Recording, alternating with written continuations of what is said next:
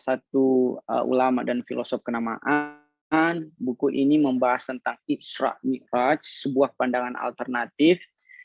Nah, dalam buku ini sebenarnya dibahas pula tentang mujizat lainnya, contohnya mujizat Nabi yaitu membelah bulan, dan mujizat Islam, keajaiban Islam atau universalisme Islam, yaitu bagaimana jika ada saudara-saudara kita sesama umat muslim yang berpuasa atau melakukan sholat di kutub utara yang notabene-nya rentan siangnya lebih panjang dibandingkan kita pada umumnya. Nah, singkatnya di dalam persoalan ketiga itu, Syed Makarim Shirazi menjelaskan bahwa jika kita berada di kutub utara, kita dapat mengikuti salah satu usul fikih atau kaidah dalam hukum Islam, bahwa apa yang disepakati atau dipraktekkan atau diamalkan secara umum oleh mayoritas umat Islam dapat menjadi salah satu istimbat hukum untuk kita melakukan amalan serupa dengan saudara-saudara kita yang melakukannya secara umum. Nah, selebihnya bicara tentang mujizat, termasuk salah satunya ini mujizat Isra Mi'raj. Nah, terdapat beberapa kritik terhadap peristiwa Isra Mi'raj itu sendiri, baik itu dalam kalangan umat Islam sendiri, yaitu internal, maupun dari kalangan eksternal, dalam hal ini orientalis yang biasanya itu diwakili oleh kaum Barat. Nah, dalam kalangan umat Islam sendiri terdapat kritikan atau setidaknya pandangan yang meyakini bahwa Isra Mi'rajnya Rasul Shallallahu Alaihi Wasallam itu merupakan Isra Mi'raj atau perjalanan ruhani. Nah, Isra itu adalah perjalanan, ya. Mi'raj juga sama aja, perpindahan. Jadi pelabelan Isra kemudian Mi'raj sebenarnya agak rancu juga sebenarnya. Yang lebih tepatnya Mi'raj aja gitu. Karena dalam Al-Qur'an itu Mi'raj lebih banyak disinggung, walaupun dalam Quran surat Isra itu disebutkan keberangkatan atau perjalanan diasosiasikan sebagai Isra. Jadi ini dua kata yang sebenarnya hampir sama aja maknanya, Isra ya Mi'raj, perjalanan atau perpindahan. Nah, kalangan umat Islam meyakini, beberapa ulama meyakini bahwa perjalanannya hanyalah perjalanan ruhani. Ini kritikan yang pertama terhadap Isra Mi'raj. Itu artinya raganya Rasulullah Shallallahu Alaihi Wasallam tidak ikut dalam perjalanan rohani atau dalam Isra Mi'raj ini. Ini kritik yang pertama. Nah, sementara kritik yang kedua itu datang dari kalangan orientalis yang menuding bahwa Isra Mi'raj merupakan sesuatu yang menyangkut keyakinan agama belaka gitu.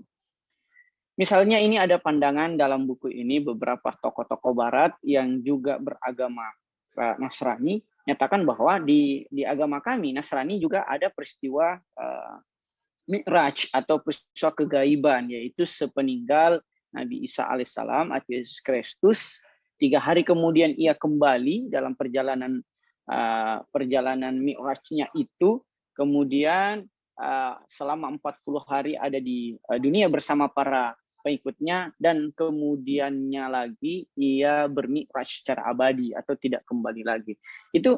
Itu salah satu pandangan dari mi'rajnya pandangan Nasrani. Nah, itu artinya mi'raj bukan sesuatu yang sui generis atau hanya berlaku khusus bagi keyakinan umat Islam. Beberapa agama meyakini adanya peristiwa mi'rajnya masing-masing.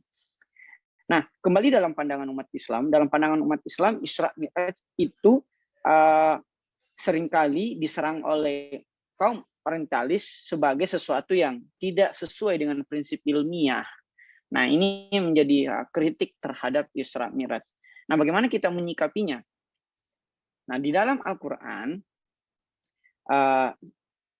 dalam hal ini Quran surah Al-Isra ayat 1 dan juga Quran surat An-Najm ayat 13-15 itu disebutkan. Dalam Al-Isra ayat 1 misalnya, Allah Subhanahu wa taala berfirman, Maha suci Allah yang telah memperjalankan hambanya pada suatu malam dari Masjidil Haram ke Masjidil Aqsa yang telah kami berkahi sekelilingnya agar kami perlihatkan kepadanya sebagian tanda-tanda kebesaran kami. Sesungguhnya dia adalah Maha mendengar lagi Maha mengetahui. Jadi di sini disebutkan secara gamblang bahwa Allah itu memperjalankan hambanya atau ibadah. Dalam artian tidak ada di situ disebutkan bahwa yang diperjalankan hanya ruhnya saja, tetapi keseluruhan diri seorang hamba, dalam hal ini Rasulullah SAW. Adapun tujuannya agar diperlihatkan kepadanya sebagian dari tanda-tanda kebesaran Allah Subhanahu wa taala. Nah, di dalam Quran surat An-Najm ayat 13-15 Allah Subhanahu wa taala berfirman, dan sesungguhnya Muhammad telah melihat Jibril itu. Nah, apa yang diperlihatkan kepada Rasul SAW sebagai tanda-tanda kebesaran Allah adalah salah satunya makhluk-makhluk langit yang misalnya dalam hal ini malaikat Jibril alaihissalam. Dan ia melihat Jibril itu dalam rupanya yang asli. Itu artinya rupanya yang asli diperlihatkan kepada Rasul, dalam artian ketika kita melihat seorang dengan rupa yang asli, artinya kita juga melihatnya itu dengan rupa yang asli kita juga. Ini sebagai tambahan bahwa Isra Mi'raj itu yang diberangkatkan, yang diperjalankan juga adalah raganya Rasul. Nah, di mana peristiwa itu? Peristiwa itu tepatnya berada di Sidratul Muntaha atau langit ke-7. Di dekatnya itu ada surga sebagai tempat tinggalnya orang-orang. Jadi ada surga juga diperlihatkan di perjalanan tersebut. Dalam hal ini surga termasuk adalah makhluk-makhluk langit. Itu dalam Quran surat An-Najm ayat 13 sampai 15. Nah, bagaimana kemudian kita menjawab kritik atas kritik tersebut gitu? Yang pertama yaitu apakah ini cuma perjalanan rohani atau juga ada raga di dalam perjalanan tersebut? Nah, jawaban Syed Makarim Shirazi adalah jika hanya perjalanan rohani, maka tidak perlulah Allah Subhanahu wa taala memperjalankan hambanya. Karena jika perjalanan rohani, maka Rasul Shallallahu alaihi wasallam dapat melakukannya dengan sholat. Sebagaimana misalnya dalam hadis Rasulullah Shallallahu alaihi wasallam yang berbunyi, sholatku adalah mi'rajku. Itu artinya jika yang diperjalankan cuma ruhani, Rasul dapat melakukannya dalam sholat. Sehingga yang diperjalankan di sini bukan hanya ruhani tapi juga ragawi. Nah, kritik kedua misalnya datang dengan pertanyaan, apakah tidak sesuai dengan prinsip ilmiah? Apakah Mi'raj ini tidak sesuai dengan prinsip-prinsip ilmiah? Jawaban dari Syed Makarim Shirazi adalah prinsip ilmiah berdiri di atas epistemologi materialisme dan empirisme yang bertumpu pada dunia indera atau kebendaan, maka memperhadapkannya dengan peristiwa suprarasional sebab perspektif ilmu pengetahuan barat yang tentunya sekuler. Nah, tetapi kenapa saya menambahkan subjudul kritik atas kritik? Karena dalam kritik Syed Makarim Shirazi ini, izinkan saya dengan kedagalan berpikir saya juga mengkritisi si Syed Makarim Shirazi atau kritik saya terhadap penulis bahwa tidak mestilah kita memaksakan keilmiahan Isra Mi'raj dalam sudut pandang barat. Karena apa? Karena mukjizat itu yang dalam bahasa Arab disebut sebagai mukjizah merupakan sesuatu yang suprarasional atau di luar kebiasaan rasionalisme manusia.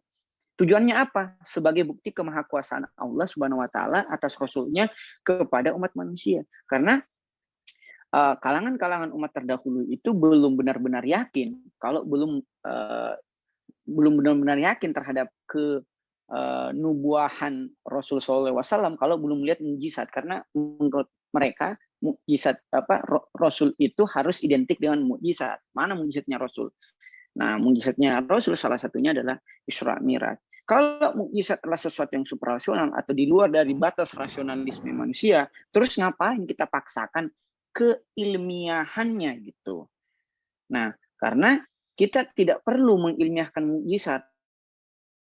Orang dulu itu membutuhkan mukjizat untuk meyakini kenubuahan seorang nabi gitu. Nah, sementara mukjizat itu kan sesuatu yang suprarasional. Apalagi kalau kita memaksakan dengan standar ilmiahnya sekularisme.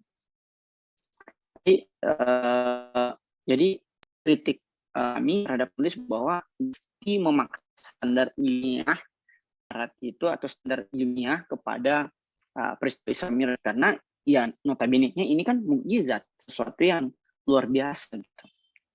Apalagi kalau kita bertumpu pada prinsip bahwa Rasul Shallallahu alaihi wasallam adalah pemimpin alam semesta. Implikasinya apa? Jika Rasul sebagai pemimpin alam semesta, maka ruang, waktu, termasuk kecepatan cahaya, dan segala isinya, kecepatan cahaya dalam hal ini juga seperti kilat atau buruk. Buruk ini kan yang diasosiasikan sebagai kendaraan Rasul dalam Isra Mi'raj. Buruk itu artinya kilat, kilatan cahaya. Karena kilat itu berjalan dengan kecepatan cahaya sekitar 30.000 sampai 300.000 km per jam. Nah,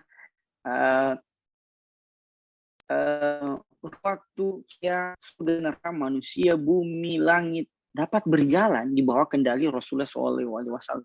Sehingga Isra Mi'raj itu atau sah-sah saja, namanya juga mukjizat gitu, yang membuat tentu keluar dari batas-batas rasionalisme.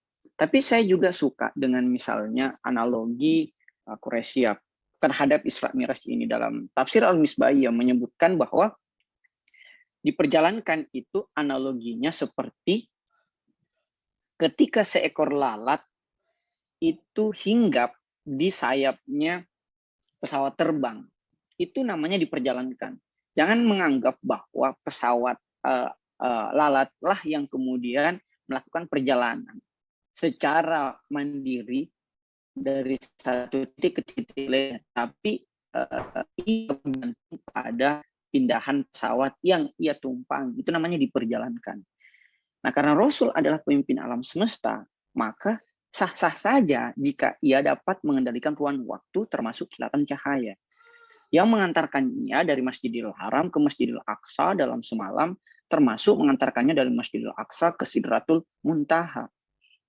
Tujuan Isra Mi'raj dan relevansinya dengan kehidupan kita sehari-hari, yang pertama, memperlihatkan tanda-tanda kebesaran Allah, diantaranya yaitu makhluk-makhluk langit, seperti malaikat Jibril yang ia langsung lihat secara rupa aslinya, surga, neraka, Nabi Musa alaihissalam ketika berjumpa dengan Rasul SAW, dan sebagainya.